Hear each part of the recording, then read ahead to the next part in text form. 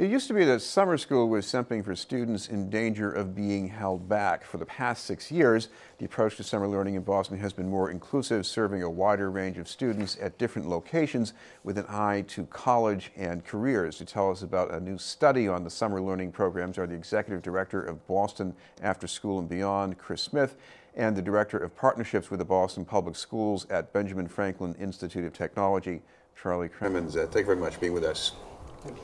I want to start with Chris. Talk about the profile of students. Certainly a lot of this still is students at risk, but you know, who are you serving with this program? Well, when you talk about the program, it's now 79 programs serving over 5,600 kids. That doubles the numbers from 2 years ago. And Mayor Walsh has called for even more programs to get involved, 100 programs serving 10,000 kids by 2017.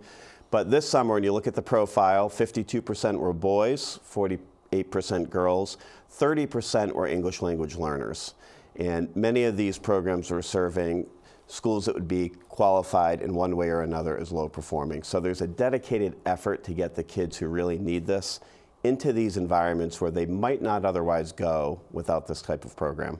Charlie, before summer school was, you actually went to a school and you did more of what you weren't very good at doing the rest of the year. So how is it different from that now?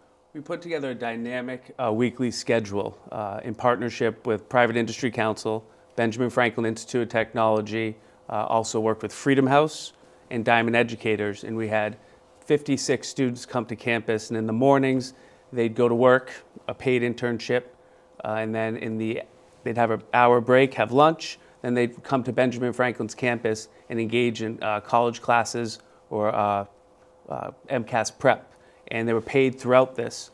And there was also self-efficacy training through Freedom House in Dorchester, and then public speaking and positive youth development with Diamond Educators. How does that feel for the students, Charlie? Because one thing I remember about being that age is I wanted to be older and do things like people who were older than me. So if you have these high school students maybe, or even middle school, going into a college, doesn't that change the chemistry in some way for them? Yeah, a large sense of accomplishment, and the data showed that they developed social emotional skills and networking skills, so that when they left following the summer, what I watched every day carried on into the Boston Public Schools, where they had better relationships with their peers and better relationships with you know, their educational influencers.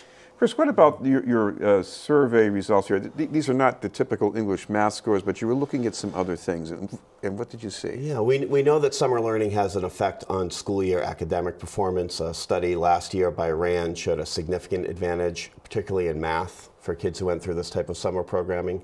But what groups like Ben Franklin and the other 78 programs are focusing on are these skills that help you navigate school, college, work, and life. And they're skills that you can teach, you can improve, and you can measure them. Charlie referred to them as social emotional skills. Increasingly, we're calling them power skills.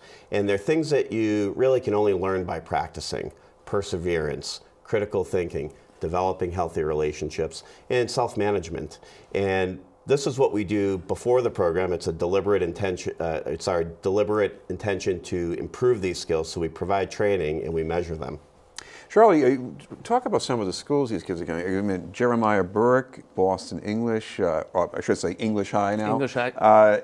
And recent years, the scores, the MCAS scores at least, they've been going up at these schools. So something must be working here. And there was a third school, Boston International, which was primarily English language learners. New immigrants, basically. New immigrants, yes. Yeah. Newcomers Academy is a part of Boston International. And so these students really developed grit throughout the summer, and they got to experience a college setting at Benjamin Franklin Institute of Technology. And they took a menu of classes. There was oral communications to build their language skills. There was an intro to Android app design to get them exposed to computer programming. And then for students who excelled at math, they could take an algebra and trigonometry class for college credit, and all of those classes will follow them no matter where they go to school. So that was from the credit-bearing side. The college delivered, and they were paid throughout, so it made it easier to be in the classroom. Yeah. Chris, one of the things you mentioned was perseverance. What does that mean, and how do you make it better? Well, perseverance is a skill that you need throughout life, of course. So what these programs do is they actually structure opportunities for kids to try new things, to challenge them beyond even what they think they can do. And in some cases, in many cases, kids don't succeed the first time, but it's really a mindset shift to know that with more effort and greater preparation that you can succeed. So that's one of the things we're focusing on in the future is how do we develop more and better opportunities for kids to persevere. And that's somewhat difficult to do in the context of a 5-week summer program. But if we can carry that into the school year, that mindset that there's something they did during the summer and at first they might not have succeeded, whether it's climbing a rock wall or conducting an experiment, but they kept at it and they got better, and they can take that feeling into the school year. And I think that's what we're seeing now as kids return in the fall. What about some of the other partners here? Because I mean, I know we're talking about Benjamin Franklin Institute, but anything else you see going on here? Yeah, this is a model that involves all kinds of players. So we have colleges involved, we have workplaces. For younger kids, we have lots of camps. We have the Harbor Islands. We have all sorts of settings. The idea is that the setting can be part of the learning experience. And when a young person crosses the boundary into a new institution or a new setting, the rules change and the dynamics change, and that opens them up to learning in a different way.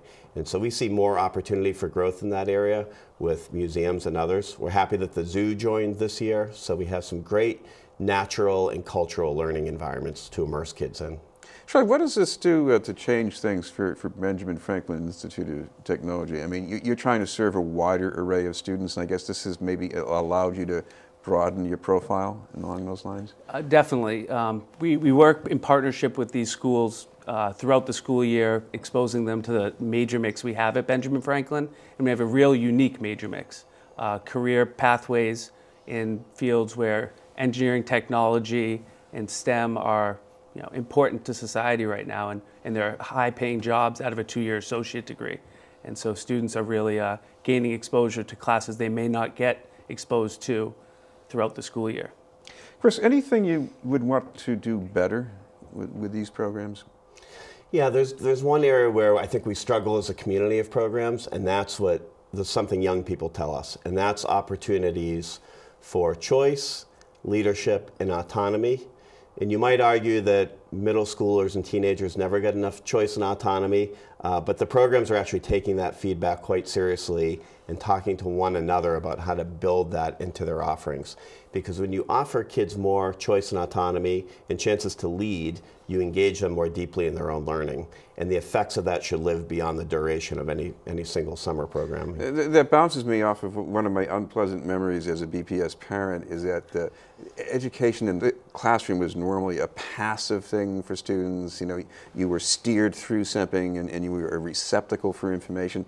It seems you've got to do something to change that, right? Yeah, we actually ask kids coming in, we use an instrument called the PAIR Holistic Student Assessment. So kids tell us how they feel coming into the program. And when you look at some of the most common weaknesses, it's in their action orientation and their assertiveness.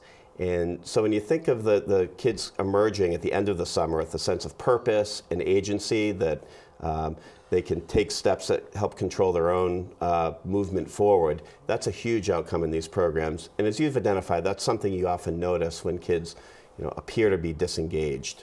And a lot of them do it by engaging kids in what they're actually interested in and in challenging them, but doing so in a really supportive environment. Thank you both very much, Chris Smith and Charlie Cremens. Up ahead, the arts segment with Chris Harding.